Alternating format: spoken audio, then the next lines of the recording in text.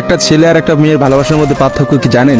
একটা মেয়ে একটা ছেলেকে পাগলের মতো ততক্ষণ পর্যন্ত ভালোবাসে যতক্ষণ পর্যন্ত না সেই মেয়েটা ওই ছেলেটার থেকে ভালো কাউকে পায়। আর একটা ছেলে যখন একটা মেয়েকে ভালোবাসে, তাকে যদি পৃথিবীর সব থেকে সুন্দর মেয়েটাকেও এনে দেওয়া হয়, তবু ওই ছেলেটা তার সেই ভালোবাসার মানুষটাকেই চয়েস করবে। এটাই হচ্ছে একটা ছেলে আর একটা মেয়ের ভালোবাসার মধ্যে পার্থক্য।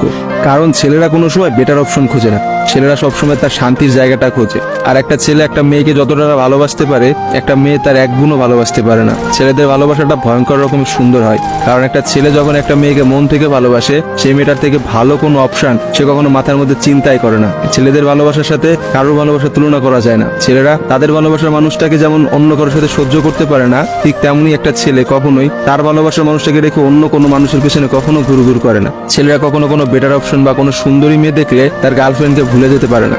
একটা ছেলের ভালোবাসা আপনি কখনোই একটা মেয়ের ভালোবাসার সাথে তুলনা করতে পারবেন না, কারণ মেয়েদের ভালোবাসাটা তো তুচ্ছ।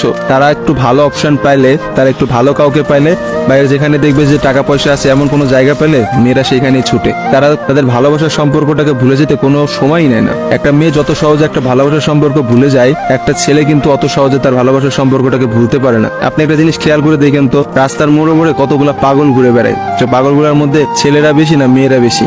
আসলে নারীর ছলনার কাছে হেরে গিয়েই কিন্তু ছেলেরা পাগল হয়ে যায়। আর তারাই কিন্তু সমাজে নানা রকম জায়গায় ঘুরে বেড়ায়। রাস্তাঘাটে দেখা যায়, বাজারে দেখা যায়, হাটে দেখা যায়, তাদের আসলে সব জায়গায় দেখা যায়। আর কয়টা মেয়েরা আপনি দেখছেন পাগল হইতে বলে? ভালোবাসা বিচ্ছেদের পর একটা ছেলে নিজেকে কোনোভাবেই ঘুরিয়ে নিতে পারে না, অথচ একটা মেয়ে কিন্তু খুব সহজেই তার নিজেকে ঘুরিয়ে নিতে পারে। একটা মেয়ে কিন্তু নতুন একটা সংসারে যায়, নতুন মানুষকে পায় এবং সে সবকিছু ভুলে যেতে পারে।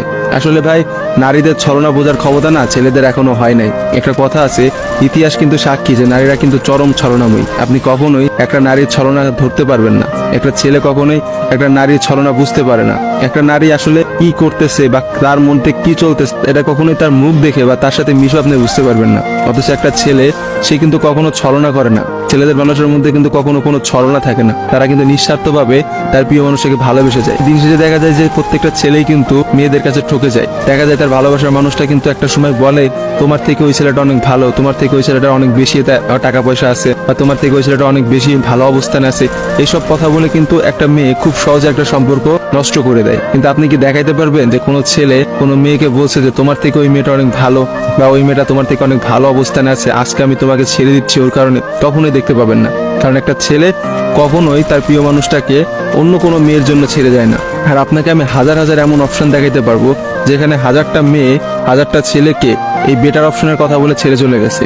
মেয়েরা ভাই বড়ই স্বার্থপর হয়, ওরা যেখানে একটু স্বার্থ খুঁজে পায় সেখানেই চলে যায়। কিন্তু আমি দিন শেষে একটা কথা বলতে চাই, কোনো মানুষকে ঠকিয়ে কেউ কোনোদিনও সুখী হতে পারে না। কারণ যারা ঠকায় তাদের বিচার কিন্তু আল্লাহ ঠিকই করবে। আজকে না হোক কালকে, কালকে না হোক কিছুদিন পরে বিচার আপনাকে পেতেই হবে। কারণ কাউকে ঠকায় কেউ কখনোই জিততে পারে না। আপনি অবশ্যই একদিন ঠকবেন, এবং আপনি একটা মানুষকে ঠিক যতটা কষ্ট দিচ্ছেন না, তার থেকে বেশি কষ্ট পাবেন। আর ছেলেদের কাছে একটাই কথা বলবো, এসব ভালোবাসা প্রেম প্রীতি বাদ দিয়ে নিজের ক্যারিয়ার দিকে ফোকাস করেন। নিজের ক্যারিয়ার বানান, একটা ভালো কিছু একটা অবস্থানে যান।